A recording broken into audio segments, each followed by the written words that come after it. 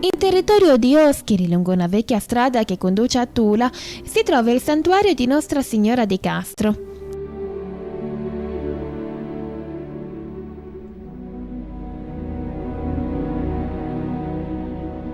Consacrata nel XII secolo, un tempo cattedrale della diocesi di Castro, domina la valle del vicino fiume Coghinas e si distingue dalle altre chiese della zona per l'armonia delle forme e dei colori dovuti al materiale di costruzione.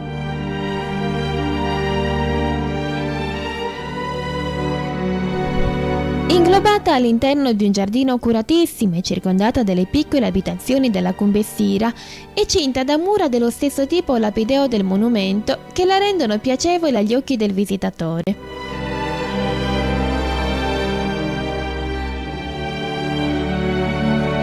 In perfetto stile romanico con annesso un porticato laterale di aggiunta successiva e di dimensioni ridotte ma di altezza imponente per via della lunga facciata suddivisa in 3 specchi da lesene e del largo campanile a vela.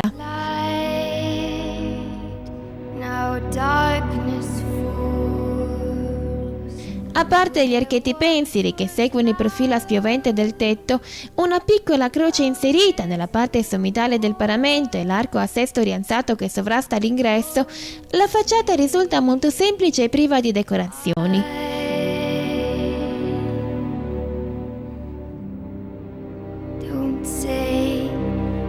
Vi si accede tramite una breve scalinata e una volta all'interno colpiscono le dimensioni ridotte dell'aula mononavata.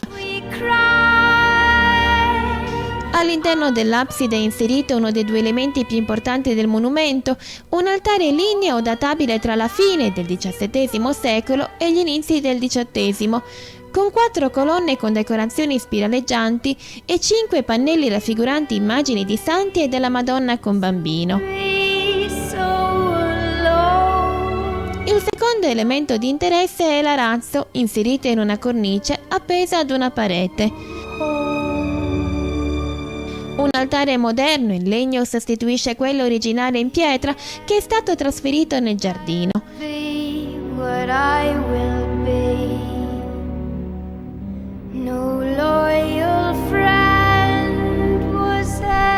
Importante è anche l'architrave in trachite rossa, stupendamente decorato con motivi tendenti all'orientaleggiante, che si trova ora sopra uno degli ingressi alla Cumbessira. Si tratta probabilmente di un concio recuperato dalle rovine di una precedente chiesa.